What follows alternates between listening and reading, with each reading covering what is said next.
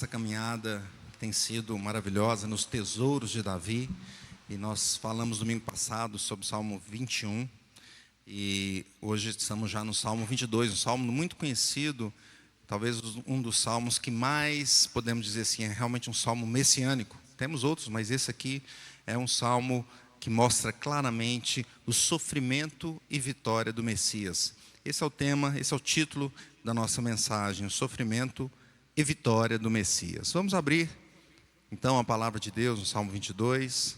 Vamos fazer a leitura desse Salmo. Salmo 22. Eu convido os irmãos a colocarem em pé mais uma vez, para que a gente tenha esse movimento e para que a gente concentre também na maravilhosa palavra do Senhor. Salmo 22.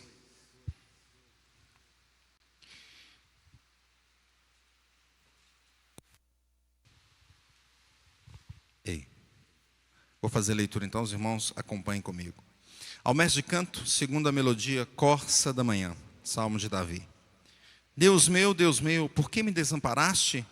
Porque se acham longe de mim a salvação, as palavras do meu bramido? Deus meu, clamo de dia e não me respondes. Também de noite, porém, não tenho sossego. Contudo, tu és santo, entronizado entre os louvores de Israel. Nossos pais confiaram em ti, confiaram e os livraste. A ti clamaram e se livraram. Confiaram em ti e não foram confundidos. Mas eu sou verme e não homem, opróbrio dos homens e desprezado do povo. Todos os que me veem zombam de mim, afrouxam os lábios e meneiam a cabeça. Confiou no Senhor, livre-o ele, salve-o, pois nele tem prazer. Contudo, tu és quem me fez nascer, e me preservaste estando eu ainda no seio de minha mãe. A ti me entreguei desde o meu nascimento, desde o ventre de minha mãe, tu és meu Deus. Não te distancies de mim, porque a tribulação está próxima, e não há quem me acuda. Muitos touros me cercam, fortes touros de Bazã me rodeiam. Contra mim abrem a boca, como faz o leão que despedaça e ruge. Derramei-me como água, e todos os meus ossos se desconjuntaram. Meu coração fez-se como cera, derreteu-se-me dentro de mim. Secou-se-me o meu vigor, como um caco de barro, e a língua se me apega ao céu da boca. Assim me deitas no pó da morte. Cães me cercam, uma súcia de malfeitores me rodeia. Traspassaram-me as mãos e os pés. Posso contar todos os meus ossos? Eles me estão olhando e encarando em mim. Repartem-se entre si as minhas vestes, e sobre minha túnica deitam sortes. Tu, porém, Senhor, não te afastes de mim. Força minha, apressa-te em socorrer-me. Livra a minha alma da espada e das presas do cão a minha vida. Salva-me das fauces do leão e dos chifres dos búfalos. Sim, tu me respondes. A meus irmãos declararei o teu nome. Cantar-te-ei louvores no meio da congregação. Vós que temeis o Senhor, louvai-o. Glorificai-o, vós todos, descendência de Jacó.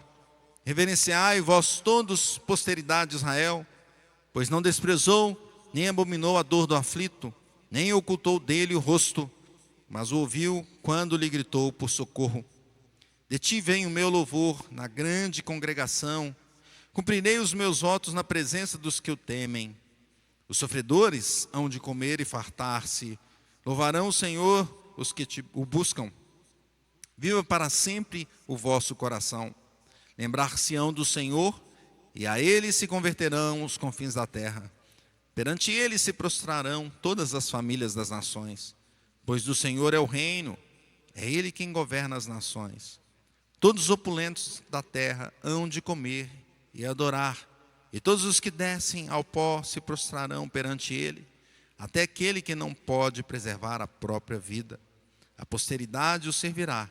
Falar-se-á do Senhor a geração vindoura, onde anunciar a justiça dele ao povo que há de nascer. Contarão o que foi ele que o fez. Glória a Deus. Podemos assentar, meus irmãos. Salmo de Davi, que nos mostra então aqui um momento importante. E esse momento já a gente percebe aqui que Davi está falando bem além do que a vida dele ou das situações em que ele vivia, porque realmente a redenção, a obra do Senhor, ela é grandiosa, não se compara. Hoje, por exemplo, nós estamos na proclamação da República, como o pastor Marcelo disse aqui, não é? E foi um movimento, teve um movimento para que se mudasse o regime do país. E alguns desses movimentos são sofridos, são difíceis. No Brasil nem foi tanto a independência quanto a proclamação da República, mas em outros lugares são mais difíceis. No Oriente, por exemplo, a gente vê a guerra que acontece lá até hoje, as dificuldades que existem. Agora veja que aqui o sofrimento foi muito além do que nós podemos perceber, do que nós podemos absorver em nossa mente. O sofrimento é a vitória do Messias. É um salmo onde agora Davi, depois de falar tantas coisas, depois de Davi falar sobre a comparação do justo e ímpio, depois de Davi mostrar que o Senhor é que defende a sua causa, depois de Davi cantar porque o Senhor o abençoou e o deu grande obra para ser feita, depois do salmista render graça ao Senhor, depois que o salmista falou que o Senhor é o refúgio dele, refúgio para o justo, quando o salmista pediu socorro para o Senhor em face da falsidade dos homens, Davi também levantou um lamento de fé ao Senhor e mostrou que a humanidade está toda corrompida. Mas no Salmo 15 ele disse que poderia se entrar no céu aquele que é o cidadão dos céus, que é transformado pelo Senhor. Davi continua, ele fala sobre a herança eterna do justo. Davi suplica a Deus por salvação. Ele canta vitória e domínio do Senhor. Ele apresenta os 2 livros de Deus. Davi canta antes da guerra. E no domingo passado nós vimos que Davi canta depois da guerra com ações de graças. E agora esse Salmo 22, nós podemos entender que é o momento daquela guerra ali. O momento daquela batalha, o sofrimento que o Senhor teve, os detalhes desse sofrimento. E veja que esse salmo aqui, no título dele, em português a gente não percebe muito bem isso, mas o título dele mostra que foi designado por o cantor mor, ou seja, um salmo de tão grande importância. Tinha que ser o principal cantor a cantá-lo ali, que tivesse mais prestígio no templo. E no título aí também você percebe, fica com a sua Bíblia aberta e vai investigando junto comigo, porque o salmo é grande, vale a pena a gente olhar alguns detalhes. No título nós vemos ali que é um nome, Corça da Manhã, é como se fosse uma melodia, Corça da Manhã. A melodia que era cantada poderia ser assim, mas alguns dizem que também estava voltado para o Jesus, a Corça da Manhã. É um salmo então que aponta para a cruz, para o momento da cruz, com as palavras da cruz. E muitas das palavras que temos aqui, nós perceberemos que elas foram faladas por Cristo enquanto ele estava na cruz. Veja que ele passa por esse sofrimento de forma profunda. Profunda. Nós podemos ver que Cristo teve um sofrimento espiritual, ele teve um sofrimento mental, um sofrimento físico. E para todos eles ele dá uma resposta. Para todos esses momentos, Cristo tem uma resposta. Então a proposição desse salmo, o Messias enfrentou a batalha com sofrimentos extremos e respostas vitoriosas. E quais os principais pontos ou principais sofrimentos e as respostas e as devidas respostas nós encontramos aqui? Em primeiro lugar, o sofrimento espiritual. Veja comigo o versículo de número 1 e 2, vamos ler juntos? Deus meu, por que me desamparaste? Por que se acham longe de mim a salvação, as palavras de meu bramido?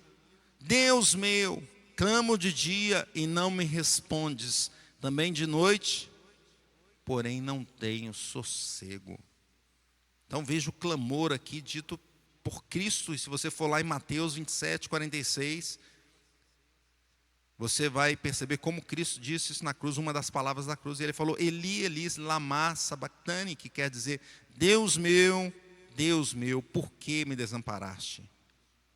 Então nós percebemos que esse sofrimento aqui é um sofrimento de um isolamento espiritual.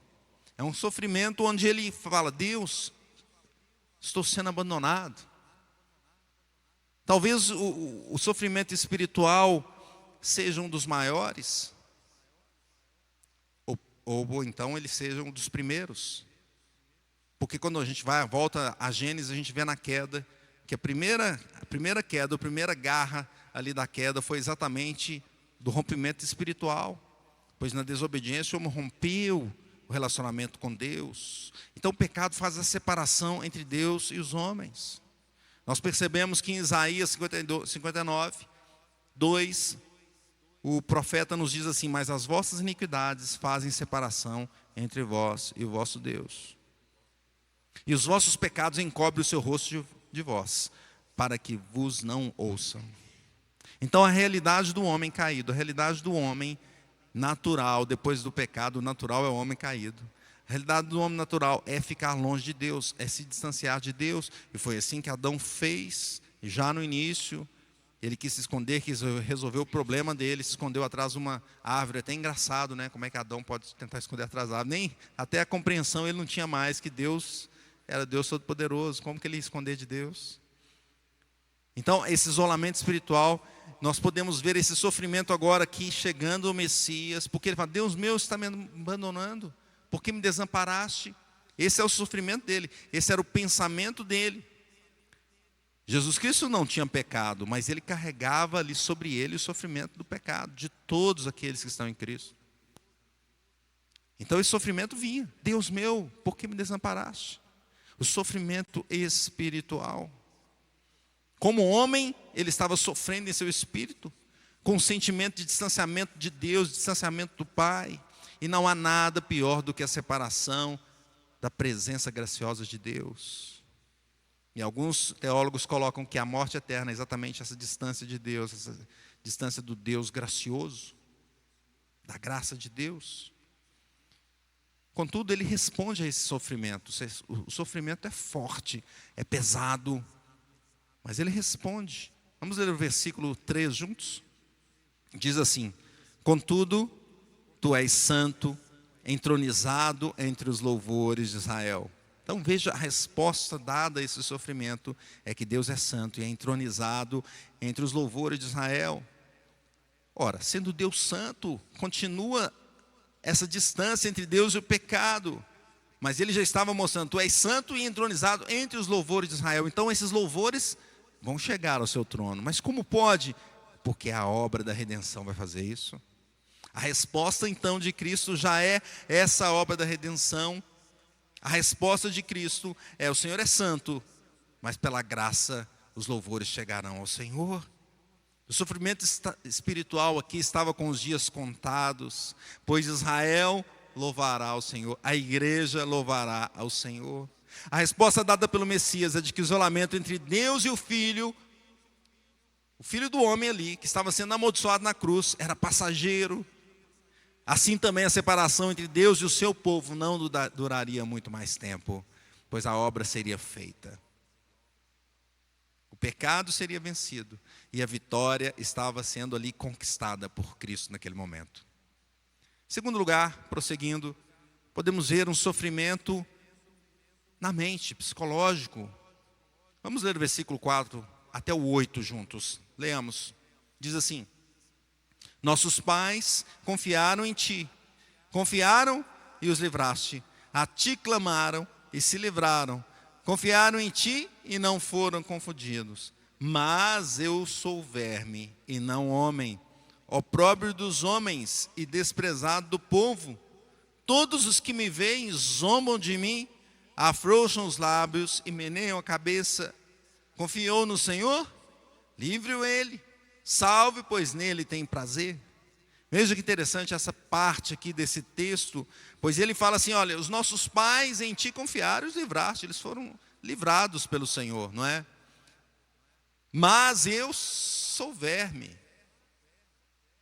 Está parecendo a gente aqui, não é? Quando a gente olha para ele: não, mas aquele cara lá, Deus abençoa, ele é próximo. Tem um amigo meu que é assim, tudo que ele faz dá certo.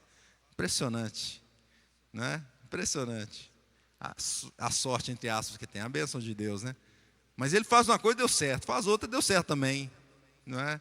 Me lembro que uma vez ele comprou um táxi assim muito barato, na época que táxi estava no auge, mas muito barato, saiu quase de graça para ele. Eu não acreditei na história, não é? Aí depois ele abriu uma empresa assim com uma ideia que eu dei para ele. Eu falei tal coisa, ele pensou: isso é assim, é.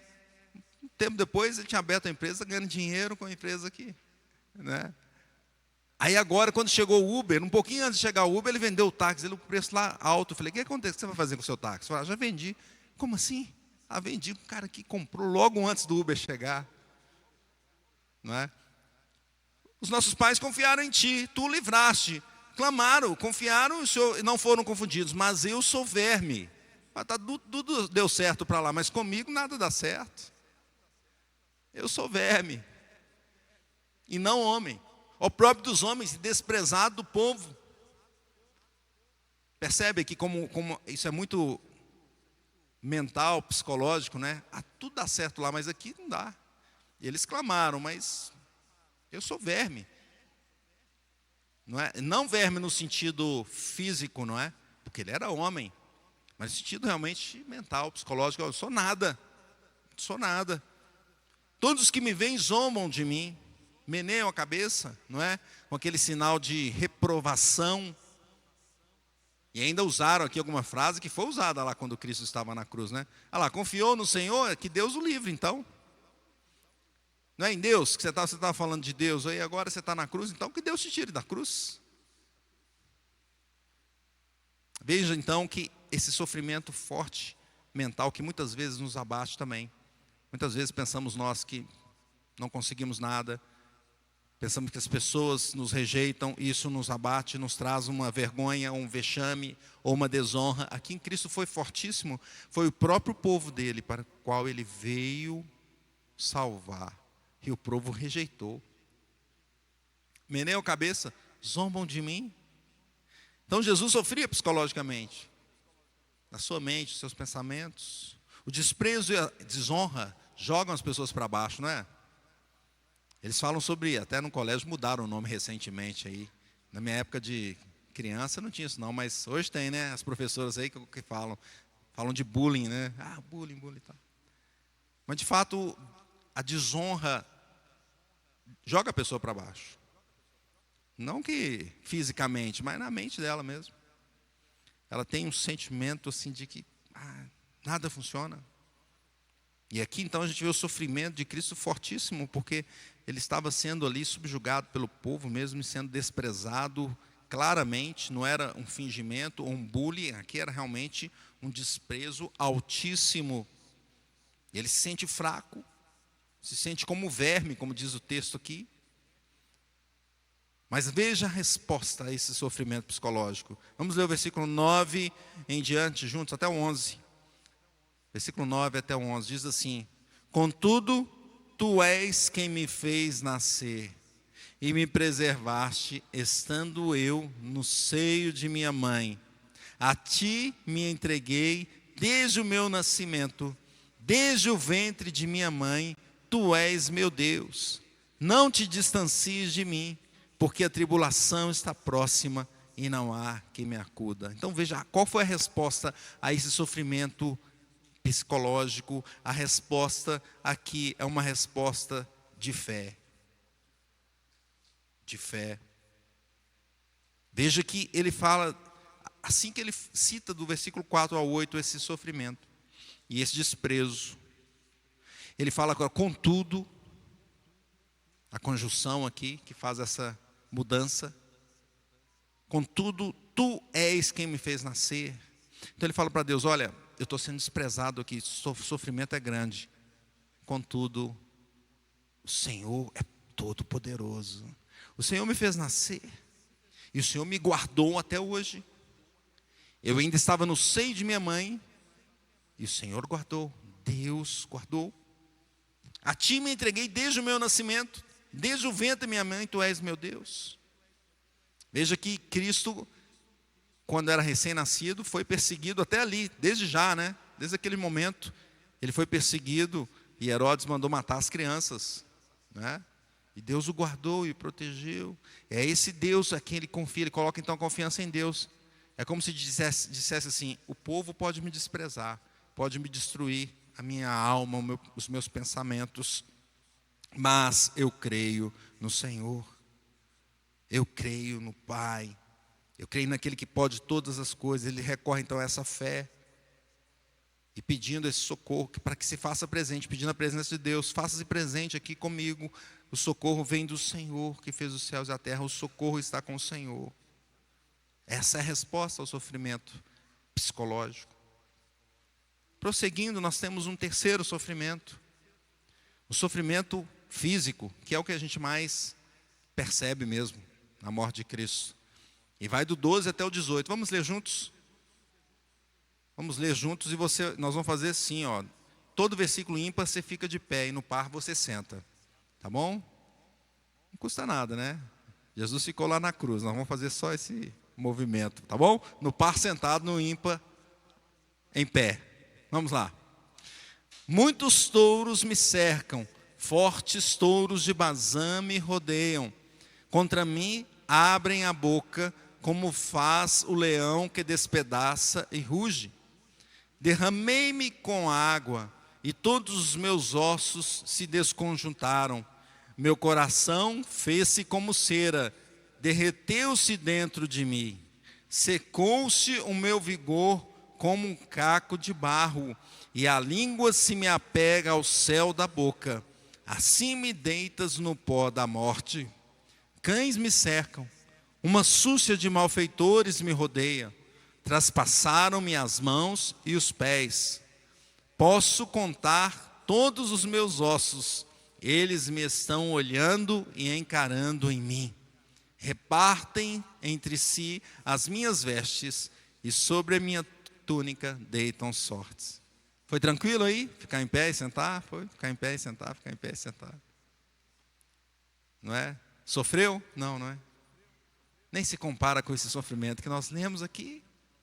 Veja que nesse ponto o salmista traz algumas ilustrações sobre esse sofrimento físico. Então ele fala sobre os touros de Bazã. Bazã era um local onde havia uma pastagem rica e solitária, mas que iam lá touros selvagens e avançavam ferozmente sobre aquela pastagem.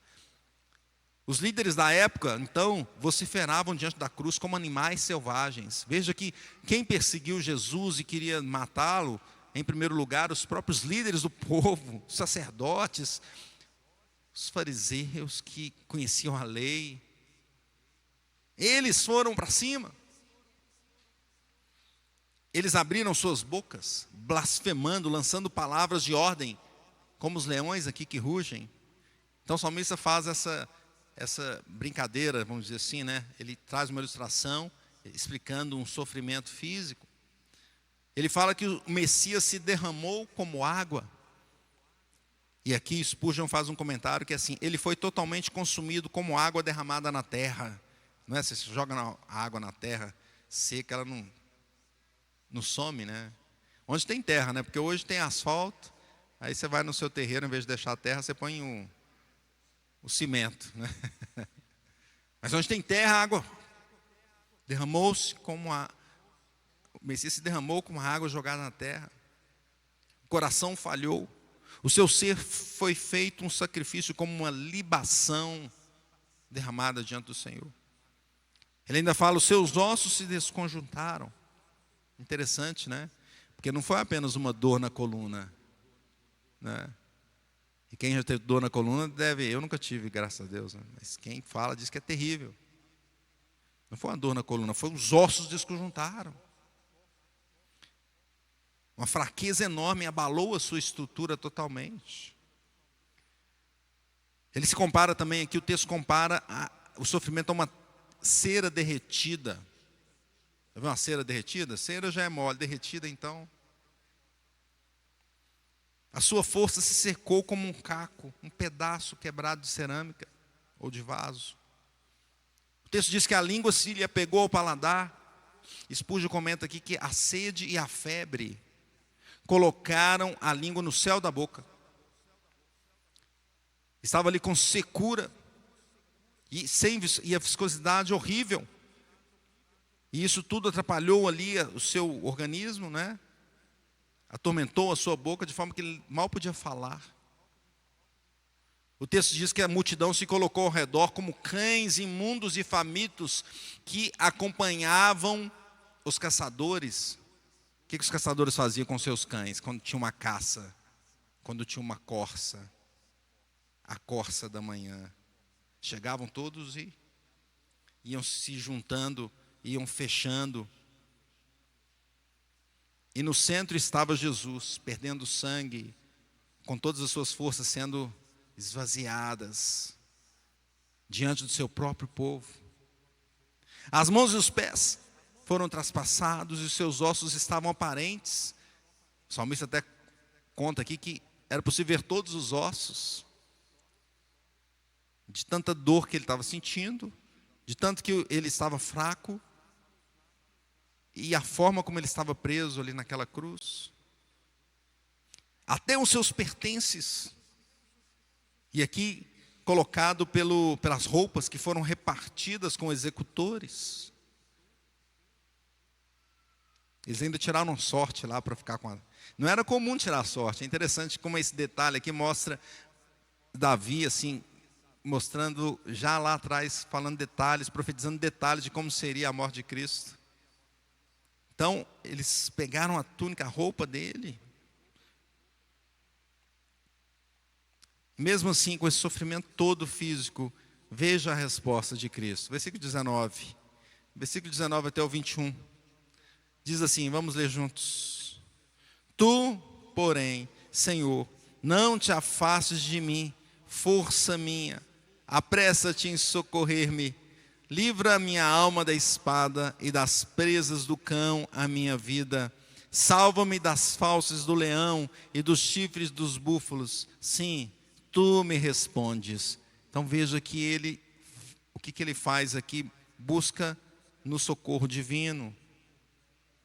Pois só era possível um socorro de cima, do alto. Naquela situação não tinha outra forma. É igual Jó buscando ao Senhor. Veja que a mulher de Jó falou com ele o quê, né? Amaldiçoa esse Deus e morre. Às vezes nós ficamos num sofrimento tão difícil que a gente tem essa vontade, não é? De falar assim, eu já vi pessoas assim, que abandonaram a fé por isso. Passaram num sofrimento muito grande e falaram, quer saber? Vou abandonar a fé. Deus não existe. Aí começa a negar a Deus, começa a maldizer, blasfemar. Não foi essa a postura de Cristo aqui, foi de mais firmeza na fé. Fé naquele socorro que só pode vir do Senhor, um socorro divino. Há momentos que apenas Deus pode socorrer, aquele era um deles. Aquele era um deles. Não é à toa que Paulo diz em 2 Coríntios 12:10, porque quando sou fraco, então é que sou forte. É que sou forte. Por fim, meus irmãos, nós temos aqui um quarto ponto, que é o conjunto desse sofrimento e a resposta desse conjunto. E por isso há uma mudança abrupta no versículo 22. Vamos ler comigo o versículo 22. Diz assim, a meus irmãos declarei o teu nome, cantar-te-ei louvores no meio da congregação. Então parece que até mudou de situação aqui, é outra coisa. Estava naquele sofrimento psicológico, sofrimento espiritual, sofrimento físico, mas de repente ele fala assim, a meus irmãos declararei o teu nome. Mas mudou totalmente aqui. O conjunto desses sofrimentos é respondido então com adoração e com louvores. Ele muda totalmente isso aqui. Olha o 23. Vós que temeis o Senhor, louvai-o, glorificai-o, vós todos, descendência de Jacó, reverenciai-o, vós todos, posteridade de Israel. Parece que é outro salmo até, não parece? É outra situação. É outra situação. Está marcando que essa mudança total daquele sofrimento para o momento agora que seria de vitória, de glória, de adoração, de louvor. A transição é marcante. Spurgeon fala assim, é de uma tempestade horrível, tudo muda para uma calmaria agradável. A escuridão do Calvário, por fim, desapareceu da face da natureza, desapareceu da alma do Redentor, e veio a luz triunfal, o resultado futuro. A gente não tem os detalhes, né? Como é essa passagem do sofrimento aqui, da morte, para imediatamente, não é assim? Pastor Marcelo pregou aqui Apocalipse, né, pastor? E o crente, assim que morre, ele vai para o purgatório, pastor? Não. Olha que interessante essa transição. É assim, ó, repentinamente, já está com Cristo, com o Senhor, na glória. O Messias, então, agora conclama os seus irmãos a louvar ao Senhor. Ele louva e toda a congregação também louva. Veja o versículo 25. De ti veio o meu louvor na grande congregação, cumprirei os meus votos na presença dos que eu temem. Então agora é um momento de glória, momento de vitória, momento onde ele chama aqueles escolhidos do Senhor para participar dessa gloriosa presença, desse momento maravilhoso e triunfal. E os motivos dos louvores, Deus atendeu, os motivos dos louvores, Deus atendeu ao clamor em meu sofrimento. Olha o 24, versículo 24, leia comigo. Pois não desprezou, nem abominou a dor do aflito, nem ocultou dele o rosto, mas o ouviu quando lhe gritou por socorro. Os sofrimentos foram temporários, meus irmãos. Temporários. O pai não abandonou o filho. Ele ouviu o seu clamor. A sua dor foi sarada.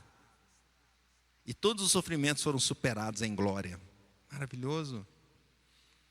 Esses louvores agora, então, foram ali, provavelmente também por Davi, cantados em algum momento de guerra, mas também cantados na vitória de Cristo e serão cantados na consumação final. Nós louvaremos ao Senhor. Nós estamos ensaiando aqui para um grande coral lá. Aqui a gente tem um grande coral, mas lá o coral vai ser grandioso coral diante do Senhor. O sofrimento também nesse mundo chegará ao fim. E a igreja, a nação de Israel, irá reverenciar o Senhor eternamente. Veja o versículo 26, leia comigo.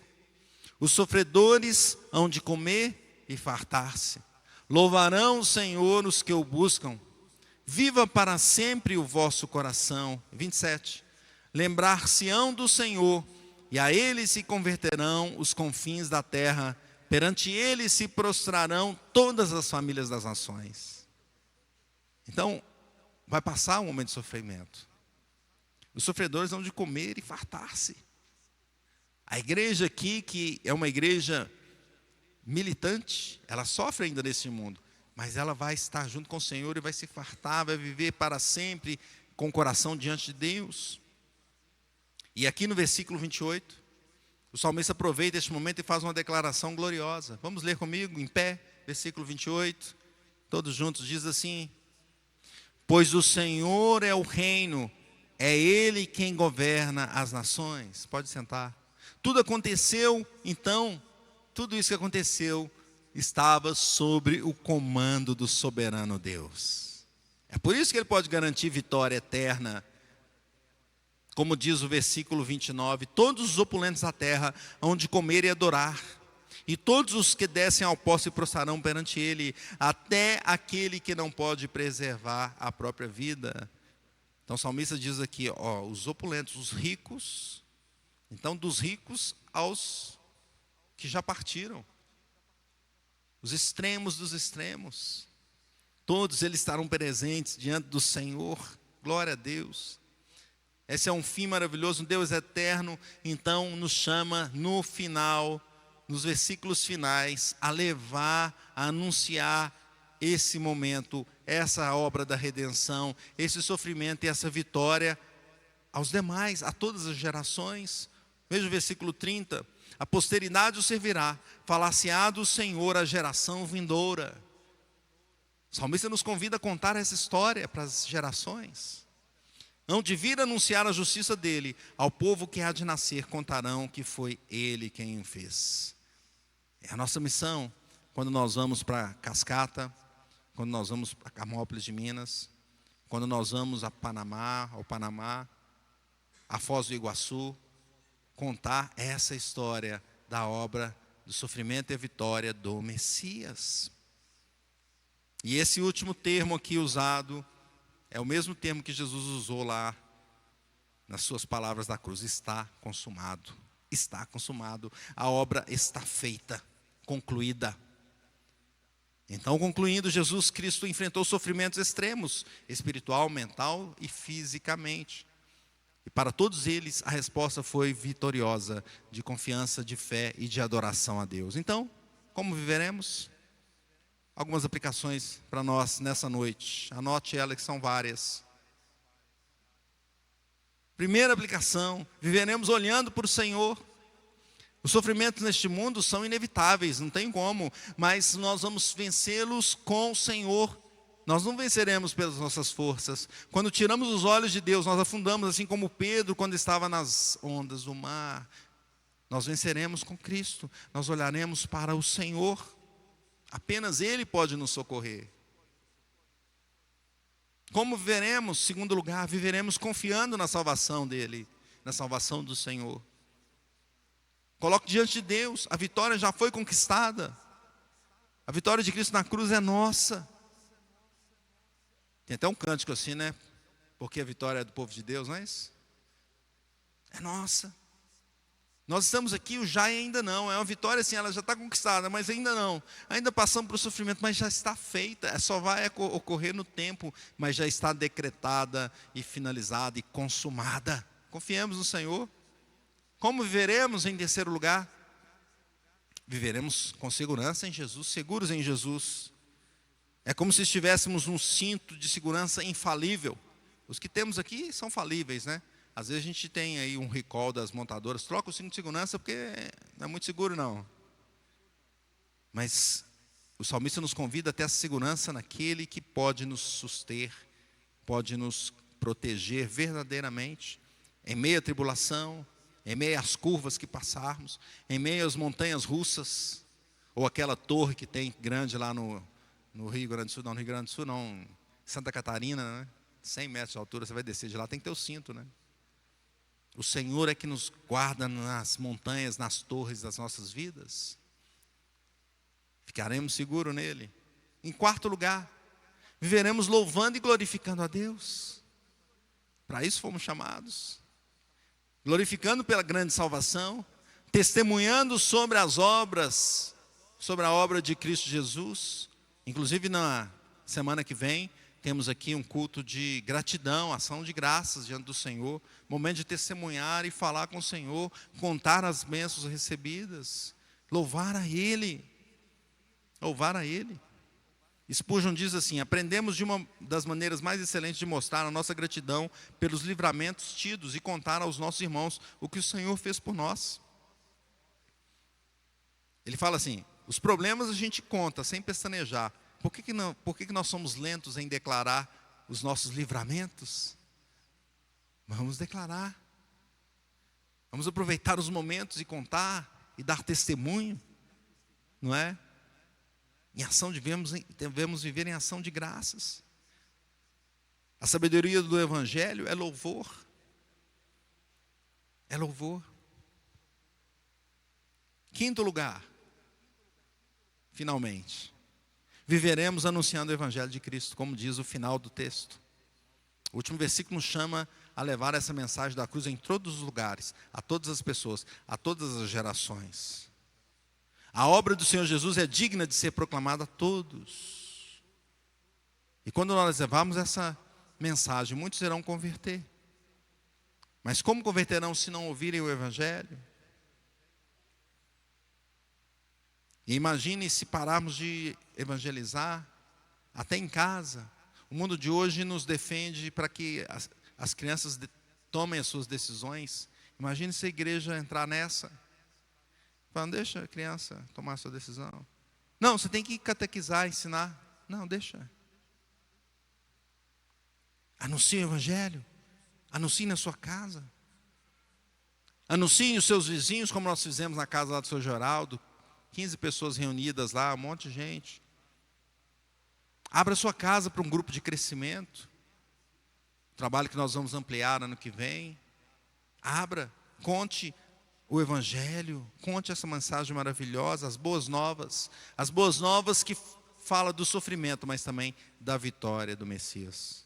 Portanto, vejamos os sofrimentos aqui dessa terra com fé, confiança e segurança no Senhor, sabendo que a vitória é certa, já está conquistada por causa do sofrimento do Messias ali na cruz. E anunciamos essa palavra a todas as gerações, em nome de Jesus. Amém. Vamos orar.